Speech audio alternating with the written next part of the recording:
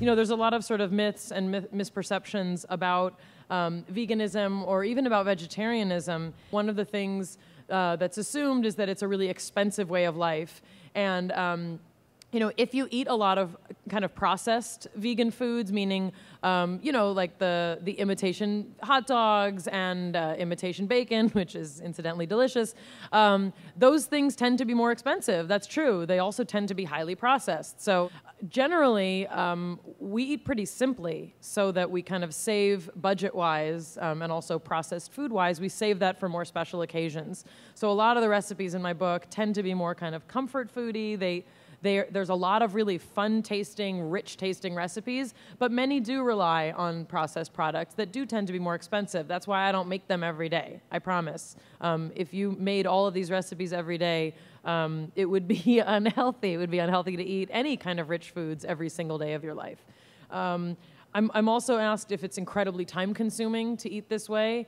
There are certain things, no matter how you eat, that are more complicated. So whether you're making vegan jelly donuts from scratch or non-vegan jelly donuts from scratch, that's a big time commitment to do something like that. And I do it about twice a year. One of the things about the book and about embracing a simpler way of eating is that your palate for what you crave also shifts, and you learn to appreciate that a snack can be a piece of fruit or a handful of vegetables. And the goal of this book is not to present healthy living. A lot of the recipes are not terribly healthy. They're delicious, but a lot of them are full of rich ingredients. But especially when you're raising kids, to me, it's very important that making a snack for them means they go to the refrigerator and they take out an apple. The other myth, and this is probably open for debate, is that this is an elitist way of life and it's for celebrities who have nothing better to do than write cookbooks and look attractive on the cover. And I think if you look at sort of how people eat, if you look to books like the China Study that discuss how people eat globally, we are one of the only countries that insists on getting our protein source from animal proteins. And if you look at the statistics of what our health looks like, what our cancer rates look like, and what other countries' diets look like when they start importing the food that we make, it's pretty clear that this is not necessarily something we should consider an elitist way of life.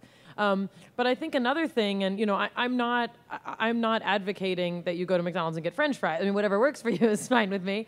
But one of the things that Dr. Gordon and I really wanted to do with this book is not put that kind of elitist pressure on people. The transition through all kinds of eating is going to be gradual, and even if you decide to cut out salt, right, everything's going to taste weird, and you're going to feel like you don't know what to do, and you can't eat anything, and you can't go to the market, and you can't go to any restaurants you used to like to. So again, I'm not a medical doctor. I don't get to advocate what works for your body, but I think also a lot of people's fear about making changes that they feel like that it has to be all or nothing. And I hope that we make it clear with this book, and we're pretty specific about it. The structure of how food is organized and distributed in this country is what needs to change so that we can not have to choose between I'm going to be healthy or I'm going to hate myself after I eat these French fries.